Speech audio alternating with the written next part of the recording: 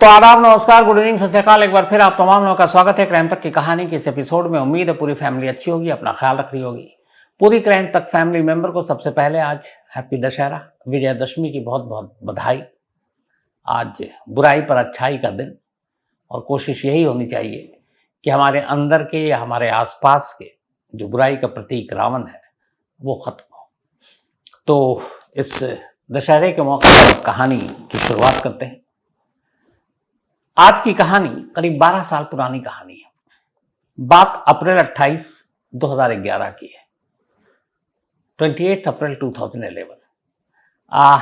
कर्नाटका में एक जगह है, ये दक्षिण कन्नड़ डिस्ट्रिक्ट है एक कर्नाटका में, और वहीं पर एक जगह है सुलिया। इस सुलिया की खासियत यह है कि यहाँ पे एक बहुत नामचीन इंस्टीट्यूशन है एजुकेशनल, और वो है केवीजी ग्रुप ऑफ कॉलेजेस। केवीजी एक नामी पूरे कर्नाटक में, इनके अपने तमाम कॉलेजेस हैं, इनके अपने तमाम इंस्टीट्यूट हैं, इनके तमाम मेडिकल कॉलेजेस हैं। और इसी केवीजी ग्रुप के जो एडमिनिस्ट्रेटिव अफसर, उनका नाम रामकृष्ण, उम्र करीब 48 साल, फैमिली में पत्नी, एक 15 साल का बेटा और एक करीब 25 साल की बेटी। बेटी बेंगलोर में सॉफ्टवेयर इंजीनियर, बेटा 15 साल वहीं सुलिया में ही पढ़ाई कर रहा था। शाम का वक्त था, 28 अप्रैल 2011। रामकृष्ण जी के 15 साल के बेटे का उसी दिन जन्मदिन था। शाम के वक्त उन्होंने कहा कि बर्थडे पार्टी शुरू हो, उससे पहले उनका रोजाना का एक रूटीन था वॉक करना। तो इवनिंग वॉक के लिए वो अपने बेटे के साथ निकले उसी केवीजी ग्रुप कैंपस के अंदर, और वो वॉक कर ही रहे थे। बेटा थोड़ा पीछे था, वो आगे थे। तभी अचानक दो लोग आते हैं जिनके चेहरे पर नकाब था, और दोनों रामकृष्ण पर हमला कर देते हैं। हमला करने के बाद दोनों भाग जाते हैं। रामकृष्ण इस हमले से बेहोश होकर जमीन पर गिर पड़ते हैं। बेटा देखता है पापा को, वो चीखता है। आसपास में जो दूसरे लोग वॉक कर रहे थे वो आते हैं, और फिर फटाफट उनको उठाकर उसी कैंपस में ही जो केवीजी मेडिकल कॉलेज था वहां ले जाया जाता है। वहां जाने के बाद डॉक्टरों से पता चलता है कि उनकी मौत हो चुकी है। तो रामकृष्ण के इस कत्ल की कहानी के साथ एक और कत्ल की कहानी याद आ गई। हालांकि उसमें यहाँ पे भी 2 कातिल पहुंचे पुलिस स्टेशन, उन्होंने कहा मैंने कत्ल किया है। एक बड़ी पुरानी और मशहूर कहानी है, रंगा बिल्ला की कहानी।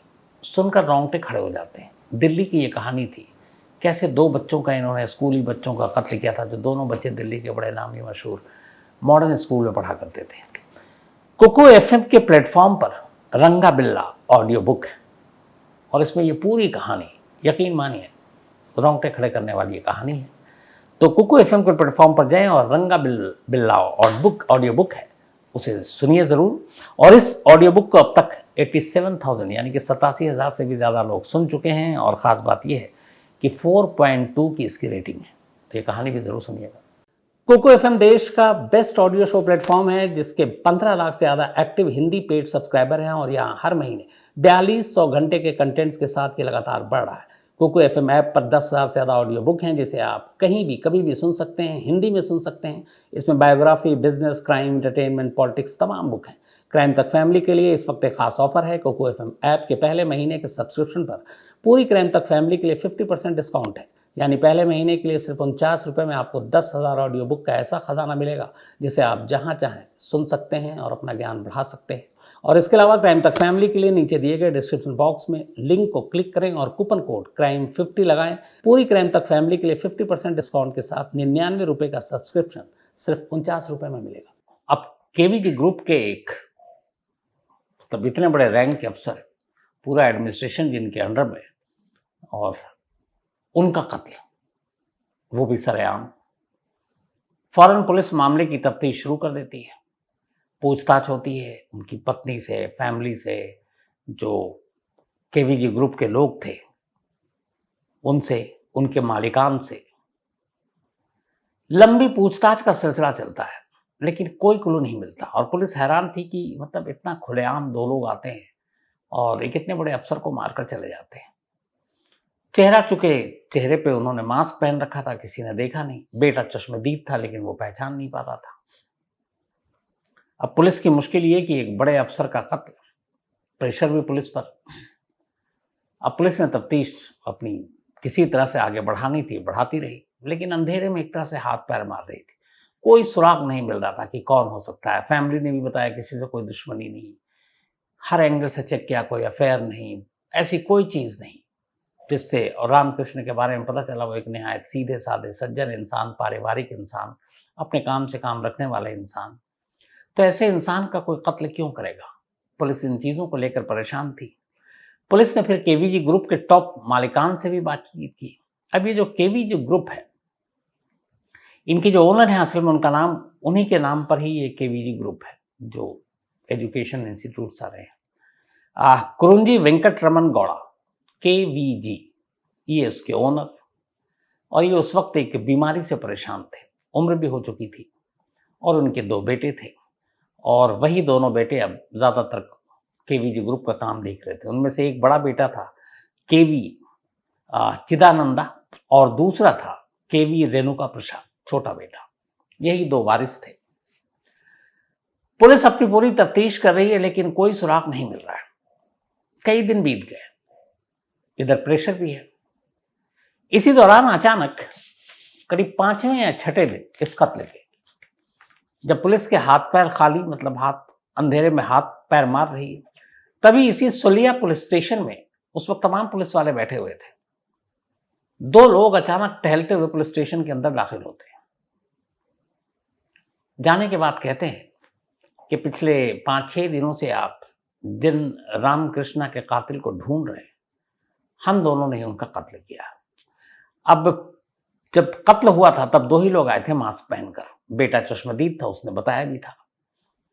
तो ये भी 2, पुलिस एक तो हैरान, क्या 5-6 दिन हो गए, पूरी ताकत झोंक रखी, कई कई टीमें बन चुकी हैं, लेकिन कातिल का तो छोड़िए, सुराग तक नहीं मिल रहा कि कौन हो सकता है।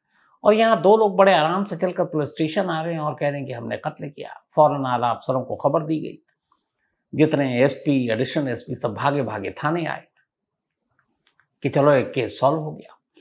अब वो आए, आने के बाद उन्होंने दोनों कातिलों से पूछताछ करनी शुरू की।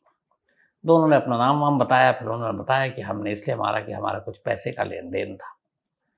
अब पुलिस ने उनसे पूछा कि अच्छा ये बताओ, तुमने कैसे कैसे मारा, कहाँ पर थे, कब से पीछा किया, क्योंकि 6:45 का इंसिडेंट था।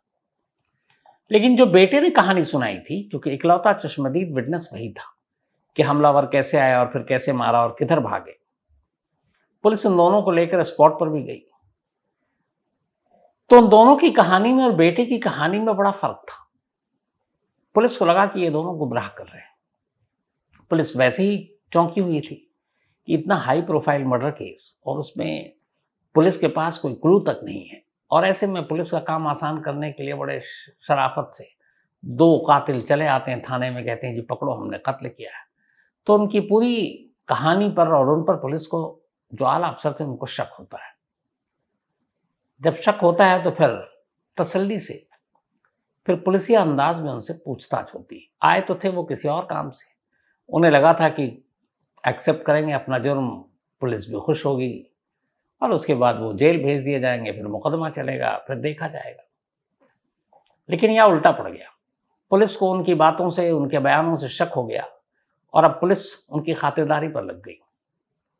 अच्छी खासी खातिरदारी हुई, दोनों टूट गए।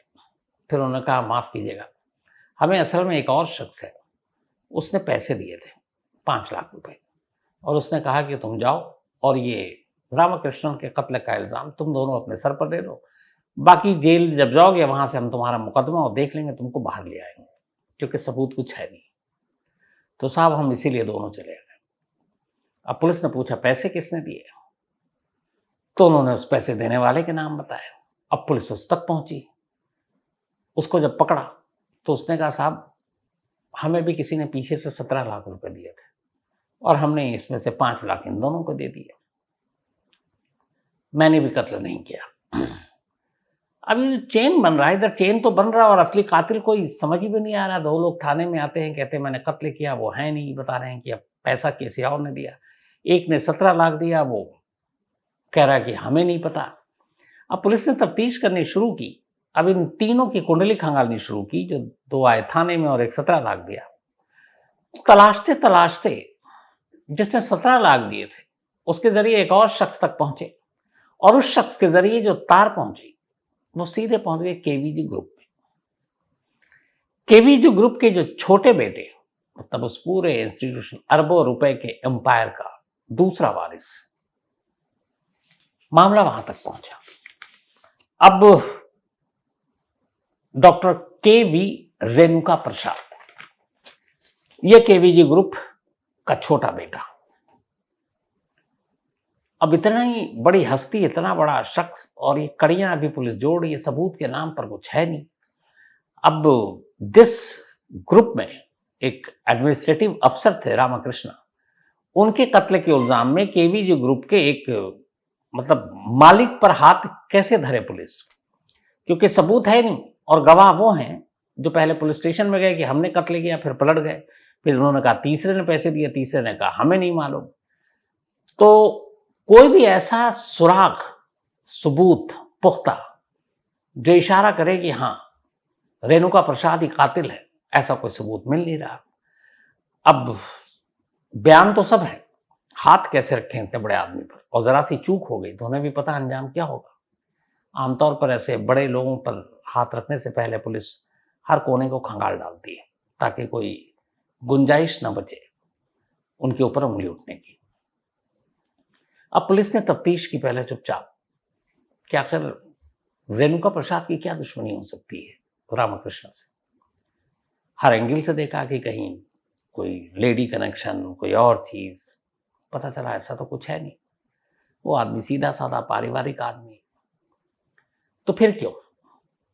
लेकिन इसी तफ्तीश के दौरान पूछताछ करते करते पुलिस को पता चला कि जो रेणुका प्रसाद की बीवी है उनका एक फार्म हाउस है, और उस फार्म हाउस में एक मीटिंग हुई थी इस कत्ल से पहले, यानी कि ये कत्ल हुआ था 28 अप्रैल 2011, और उसमें जो कातिल थे और बाकी साजिश रचने वाले लोग थे वो सब वहां इकट्ठे हुए थे। कॉल डिटेल और बाकी चीजों से पुलिस ने उनकी मौजूदगी को पुख्ता कर लिया। तो अब सबसे बड़ी चीज ये कि केवी प्रसाद की वाइफ के फार्म हाउस में कोई अननोन या बाहर का शख्स आकर किसी कत्ल की प्लानिंग नहीं कर सकता। ये एक पुख्ता सबूत और गवाह मिल गया पुलिस को। अब जब मिला तो फिर पुलिस ने और बारीकी से तफ्तीश की, तो फिर एक कहानी सामने आई। कहानी ये थी कि केवीजी ग्रुप के जो ओनर थे मिस्टर कुरंजी वेंकटरमन गौड़, केवीजी इन्हीं के नाम पर, इनके बहुत सारे school, colleges, polytechnic colleges, medical colleges, मतलब अरबों का एम्पायर है। अब उनको एक बीमारी हो गई, उसकी वजह से वो बहुत ज्यादा एक्टिव रहे नहीं। 2 बेटे थे, अब इस पूरे एम्पायर पर किसका कब्जा हो, कौन उत्तराधिकारी हो, उसको लेकर दोनों बेटों में झगड़ा चल रहा था। तो बंटवारे की काफी कोशिश की केवीजी ने, लेकिन वो बात बन नहीं रही थी।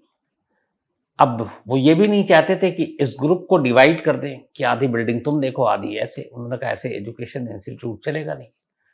तो उन्होंने दोनों बेटों में से ये समझने की कोशिश की कि कोई शायद पैसे ले ले। तो उन्होंने पहले 16 करोड़, फिर 20 करोड़ एक बेटे को देकर के तुम पैसे ले लो, एक ये ले लो, पर बात नहीं बन रही थी। लेकिन इस बात न बनने से फिर रामकृष्ण के कत्ल का क्या मामला। तो अब जब पुलिस केवीजी के अंदर घुसी और तमाम स्टाफ से और तमाम केवीजी से ही खुद बात की, उसके बड़े बेटे से बात की मिस्टर चिदानंदा, तो पता चला कि जब भी एम्पायर के बंटवारे की बात होती थी तो उस बंटवारे की मीटिंग में हमेशा रामकृष्णा जरूर मौजूद रहते थे। और उसकी वजह यह थी कि रामकृष्णा केवीजी के बहुत करीब थे, उनकी फैमिली बॉन्डिंग थी, फैमिली रिलेशन थे। रामकृष्णा के फादर और मदर वो दोनों भी टीचर हुआ करते थे, और केवीजी का अपना पूरा एजुकेशन का ही इंस्टीट्यूट, कॉलेज थे। तो उसकी वजह से बड़ी करीबी थी, और हर इंपॉर्टेंट फैसले में, इसीलिए वो पूरे केवीजी ग्रुप के एडमिनिस्ट्रेटर थे। तो हर ऐसे मुद्दों पर वो उनसे सलाह जरूर लेते थे। तो जब भी ऐसी मीटिंग होती तो रामकृष्ण हमेशा जो केवीजी की राय होती उनके तरफ होते, या फिर बंटवारा इंस्टीट्यूट का नाम, इसको लेकर जो उनके बड़े बेटे चिदानंदा की राय होती उसका भी कई बार उन्होंने सपोर्ट किया। तो इस सपोर्ट की वजह से जो छोटा बेटा है रेणुका प्रसाद, उसे लगा कि रामकृष्ण जो है हमेशा मेरे बड़े भाई का सपोर्ट करता है, तो अगर ऐसा कोई बंटवारा होता है विरासत का तो रामकृष्ण उसी की तरफ जाएगा। और ये बात उसके दिल में बैठ गई और इसीलिए कई बार उसने रामकृष्ण से लड़ाई झगड़ा भी किया था, लेकिन रामकृष्ण ने उसको समझाया था क्योंकि सब फैमिली मानते थे, उन्हें मालूम नहीं था कभी ऐसा भी होगा। तो जब इस बंटवारे की लड़ाई और इस लड़ाई में रामकृष्ण का झुकाव केवी जी और उनके बड़े बेटे की तरफ एक मोटिव सामने आया कि ये मकसद हो सकता है इस कत्ल का। जब मोटिव आया, उधर फार्म हाउस में एक मीटिंग की पुख्ता जानकारी या सबूत आ गए, तब पुलिस ने कहा कि अब रेणुका प्रसाद पर हाथ डाल सकते हैं। इसके बाद पुलिस की एक टीम ने एक रोज केवीजी ग्रुप के मतलब ओनर में से एक डॉक्टर रेणुका प्रसाद को गिरफ्तार कर लिया। इल्जाम था रामकृष्ण के कत्ल का, उन्हीं के ग्रुप के एडमिनिस्ट्रेटर अफसर का। कत्ल किया के बाद ये जब गिरफ्तारी हुई तो मीडिया में हंगामा मच गया क्योंकि कर्नाटक में बहुत बड़ा नाम है केवीजी का। अब गिरफ्तार कर लिया, अब लेकिन पुलिस के सामने चैलेंज था कि एक पुख्ता चार्जशीट तैयार करे, क्योंकि बड़े आदमी के गिरबान पर तो हाथ डाल दिया, अब उसे अंजाम तक पहुंचाना है। पुलिस ने बड़ी मेहनत की, बड़ी मुश्किल के बाद उन्होंने चार्जशीट दाखिल की। चार्जशीट तैयार की, मेन कॉन्स्पिरेटर आरोपी नंबर 1 रेणुका प्रसाद को माना, 2 भाड़े के हत्यारे थे जिन्होंने कत्ल किया था पैसे लेकर, और बाकी 2 और लोग थे। तो कुल 5 लोगों को इस साजिश में शामिल माना। 5 के खिलाफ चार्जशीट दाखिल की गई। अब ये मामला पहुंचा सेशन कोर्ट में, लोअर कोर्ट में। लोअर कोर्ट में इसको लेकर बड़ी बहस हुई, पुलिस ने तमाम चीजें दी, लेकिन यहां इशू ये आ गया कि पुलिस के जितने भी गवाह थे वो सारे केवीजी ग्रुप के ही एम्प्लॉय थे। एक बाहर की गवाह थी और वो खुद जो डिकीज यानी जिनका कत्ल हुआ रामकृष्ण, उनकी वाइफ ममता। लेकिन हैरत अंगेज तौर पर कोर्ट में ममता ने भी रेणुका प्रसाद के खिलाफ गवाही नहीं दी। तो बाकी जो है केवीजी ग्रुप के एम्प्लॉय थे वो तो हॉस्टाइल हो गए, बदल गए। उन्होंने हर चीज से मना कर दिया कि नहीं, कभी जायदाद के बंटवारे को लेकर उनका गुस्सा नहीं था, कभी ऐसा नहीं था। और यहां तक कि सबसे पुलिस के लिए भी हैरान करने वाली बात यह थी कि खुद रामकृष्ण जिनका केस, जिनकी चार्जशीट पुलिस तैयार कर रही थी, जिनकी इतनी इन्वेस्टिगेशन की, उनकी वाइफ भी एक तरह से हॉस्टाइल हो गई। अब ये सारी चीजें हो गई, कोर्ट में ट्रायल के बाद जजमेंट का दिन आया और बड़ी हैरानी हुई तब जब पहली बार में लोअर कोर्ट ने तमाम दलीलों और बहस के बाद रेणुका प्रसाद समेत तमाम 5 लोगों को बरी कर दिया। कोर्ट ने अपने जजमेंट में कहा कि ऐसा कोई सबूत, ऐसा कोई चश्मदीद पुलिस पेश नहीं कर पाई जिससे यह साबित हो कि रामकृष्ण के कत्ल में कहीं भी रेणुका प्रसाद या बाकी के उसके 4 लोगों का हाथ है।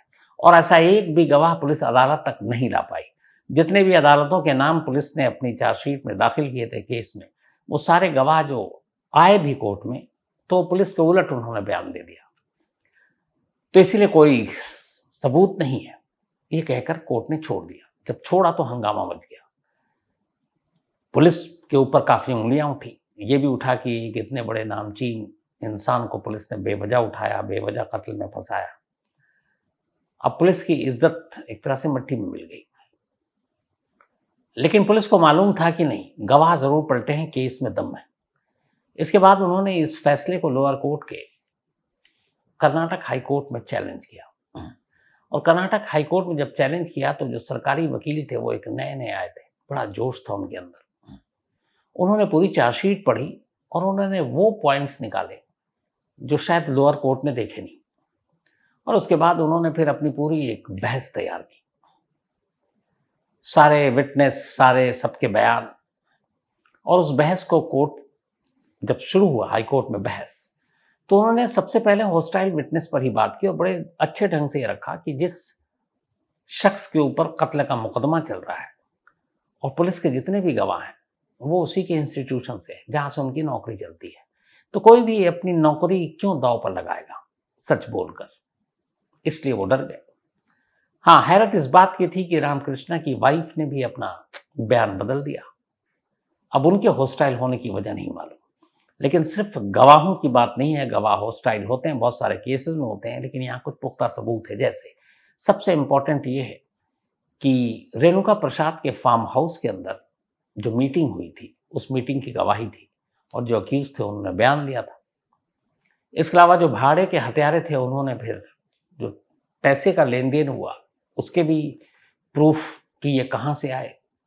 रेणुका प्रसाद से डायरेक्ट जो उनका सेकंड था वो और सेकंड ने थर्ड को दिया, वो चेन एस्टेब्लिश किया। तो हाईकोर्ट में इस केस को बड़े बेहतरीन ढंग से सरकारी वकील ने लड़ा। अंजाम ये हुआ कि 2016 5 अक्टूबर 5 अक्टूबर 2016 को पूरे कर्नाटक की नज़र इस केस के फैसले पर थी, क्योंकि पहली बार ऐसा था कि लोअर कोर्ट ने इतने हाई प्रोफाइल केस में हर एक को बरी कर दिया था और सबको ही लग रहा था कि चूंकि सारे सबूत वही हैं, सारे गवाह वही हैं, गवाह तो हॉस्टाइल भी हो चुके हैं, तो शायद हाईकोर्ट का फैसला भी वही होगा और कर्नाटक पुलिस की एक बार फिर भद्द पिटेगी। लेकिन हाईकोर्ट ने ऐसा नहीं किया। 5 अक्टूबर 2016 को हाईकोर्ट ने अपना फैसला सुनाया।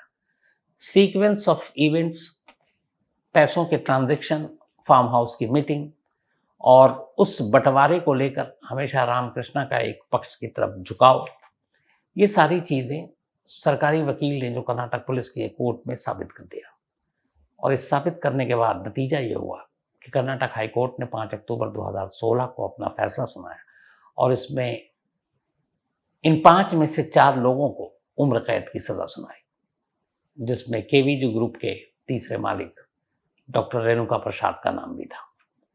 साथ ही 10 लाख रुपए जुर्माना रेणुका प्रसाद पर और ये कि आप रामकृष्णा की वाइफ को देंगे ये पैसे।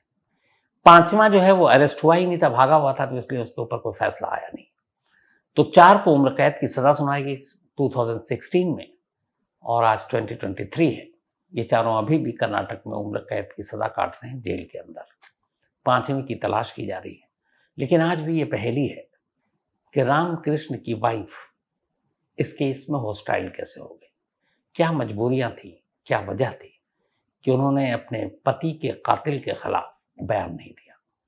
तो ये थी वो कहानी खत्म करूं उससे पहले वही अपना सिलसिला। आज दीपक गुप्ता, इनका जन्मदिन है, तो हैप्पी बर्थडे दीपक। और ये बल्कि संयोजिता जी ने भेजा है। इसके अलावा अनुज पाड़ी, इनकी सिस्टर का जन्मदिन है, लेकिन अनुज भाई ने अपने सिस्टर का नाम ही नहीं भेजा है। ये ओडिशा से हैं, तो कोई बात नहीं, हैप्पी बर्थडे आपकी सिस्टर को पूरी क्राइम तक फैमिली की तरफ से। त्रिलोचन गौड़ा, इनका भी आज बर्थडे है, तो हैप्पी बर्थडे त्रिलोचन जी। और ये भेजा है भवानी शंकर गौड़ा ने। साथ ही सिराज, इनका भी आज जन्मदिन है और ये भेजा है डेविल ने, बल्कि 23 को था, तो रिलेटेड हैप्पी बर्थडे। और जो मेल आया उसमें डेविल ने कहा है कि ये दोनों जो सिराज है और डेविल हैं, दोनों फेक नाम है, बट इनकी कुछ अजीब सी कहानी है। तो यही है कि हैप्पी बर्थडे। फिर भी श्याम साहब ने लिखा है कि इन्होंने कुछ लिखा था, एक कहानी, याद नहीं आ रहा क्या लिखा। श्याम साहब याद आ जाएगा तो फिर बताता हूं अभी, लेकिन जब तक दूसरा लेता हूं। विशाल शर्मा ने एक बड़ा इंटरेस्टिंग सवाल पूछा, ये मेरे शौक से भी जुड़ा हुआ है, कि इस बार वर्ल्ड कप के टीमों में 10 जो टीमें हैं उनमें वेस्टइंडीज और जिम्बाब्वे क्यों नहीं है। आप लोगों ने भी गौर किया होगा, वेस्टइंडीज की टीम बड़ी जिंदा दिल टीम होती है, लेकिन इस बार वेस्टइंडीज भी नहीं है, जिम्बाब्वे भी नहीं है। तो उसकी वजह यह है कि वर्ल्ड कप में शामिल होने के लिए इससे पहले एक आईसीसी ने टूर्नामेंट कराया था क्वालिफाइंग मैच का। उसमें जो 2 टॉप टीमें होंगी वही वर्ल्ड कप के लिए क्वालिफाई करेंगी और खेलेंगी। तो हालांकि आपने विशाल जी 2 नाम लिए, एक और नाम भी आप मिस कर गए, आयरलैंड। पिछले वर्ल्ड कप में आयरलैंड की टीम थी और उसने कई टीमों को हराया भी था, जैसे इस बार अफगानिस्तान हरा रही है, नीदरलैंड हरा रही है। तो पिछली बार नीदरलैंड नहीं थी, आयरलैंड थी। तो इस बार जिम्बाब्वे और वेस्टइंडीज या आयरलैंड इसलिए नहीं है कि जो आईसीसी का क्वालिफाइंग टूर्नामेंट हुआ था 10 टीमों के बीच हुआ था, उसमें यूएस भी थी, नेपाल भी थी, यूएई भी थी, श्रीलंका थी, जिम्बाब्वे थी, वेस्टइंडीज थी। तो इन 10 देशों के मुकाबले में पहले नंबर पर श्रीलंका आई थी और दूसरे नंबर पर नीदरलैंड। वेस्टइंडीज 5वें नंबर पर थी, इसलिए बाहर हो गई। शायद तीसरे चौथे नंबर पर जिम्बाब्वे थी, तो वो भी क्वालिफाई नहीं कर पाई। तो टॉप 2 टीमों को ही क्वालिफाई करने का मौका मिला था, उसमें से एक श्रीलंका कर गई और एक नीदरलैंड कर गई। वेस्टइंडीज, जिम्बाब्वे, आयरलैंड, ये लोग बाहर हो गए। इसके अलावा आज प्रद्युमन राव, इन्होंने ये पूछा है कि अगर एक स्टेट की पुलिस किसी केस की इन्वेस्टिगेशन कर रही है, तफ्तीश कर रही है, और उसे दूसरे स्टेट में जाना उस केस की जांच के लिए, तो उनके जाना, गाड़ी, प्लेन, ट्रेन, होटल में रुकना, इन सब का खाना पीना, इसका खर्चा कौन देता है?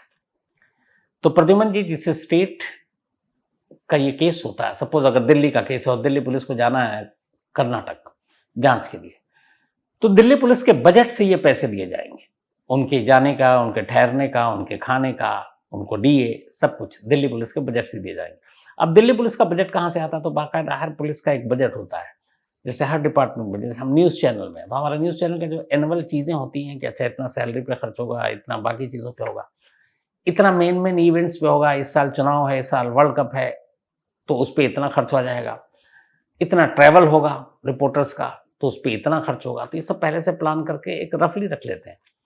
तो सेम वैसे ही हर पुलिस का है कि बाकी तो जो चीज़ें ही हैं, लेकिन पेट्रोल का इतना खर्च होगा, कभी दूसरे स्टेट में जाना पड़ा, वहाँ इतना खर्च होगा, रुकना, खाना पीना। और दिल्ली पुलिस को ये कहाँ से पैसे आते हैं? तो दिल्ली पुलिस को होम मिनिस्ट्री देती है, क्योंकि होम मिनिस्टर के अंडर में, और अगर स्टेट पुलिस के अंदर में जैसे कर्नाटक, तो फिर कर्नाटक सरकार देगी। अब कर्नाटक सरकार या होम मिनिस्ट्री को ये पैसे कौन देता है? तो हम और आप जैसे टैक्स पेयर देते हैं, हमारे टैक्स से ही ये सारा खर्चा चलता है, ये सारी जांच होती है। तो इसलिए हमेशा याद रखिए कि पुलिस जनता पर कभी एहसान नहीं करती है, वो जनता के ही पैसे से काम कर रही होती है। इवन जो सरकारी नुमाइंदे हैं, नेता हैं, पब्लिक सर्वेंट हैं, वो लोग जनता की ही मेहनत के जो टैक्स के पैसे होते हैं, उनसे उनको सारी चीज़ें सैलरी तक दी जाती हैं। शिवांगी श्रीवास्तव, ये साउथ कैरोलिना से हैं, और मुझे याद है शिवांगी, आपने पूछा था तो 3 जनवरी जब आपने बताया तो मुझे याद आ गया, और इन्होंने एक बड़ा अच्छा करेक्शन किया, मुझे बोलने में कोई वो शर्म नहीं है। इन्होंने मुझे फ़र्क बताया है नवरात्रि और रामनवमी के बीच का। चैत्र वो क्या होता है, और नवरात्रि और Ramnavami. Thank you so much ज्ञान बढ़ाने के लिए। इसके अलावा Omkar Nath Nandi, thank you so much आपका भी। कोको एफएम देश का बेस्ट ऑडियो शो प्लेटफॉर्म है, जिसके 15 लाख से ज़्यादा एक्टिव हिंदी पेड सब्सक्राइबर हैं, और यहाँ हर महीने 4200 घंटे के कंटेंट्स के साथ ये लगातार बढ़ रहा है। कोको एफएम ऐप पर 10,000 से ज़्यादा ऑडियो बुक हैं, जिसे आप कहीं भी कभी भी सुन सकते हैं, हिंदी में सुन सकते हैं। इसमें biography, business, crime, entertainment, politics, तमाम बुक हैं। क्राइम तक फैमिली के लिए इस वक्त एक खास ऑफर है। कोको एफएम ऐप के पहले महीने के सब्सक्रिप्शन पर पूरी क्राइम तक फैमिली के लिए 50% डिस्काउंट है। यानी पहले महीने के लिए सिर्फ 49 रुपये में आपको 10,000 ऑडियो बुक का ऐसा खजाना मिलेगा, जिसे आप जहां चाहें सुन सकते हैं और अपना ज्ञान बढ़ा सकते हैं।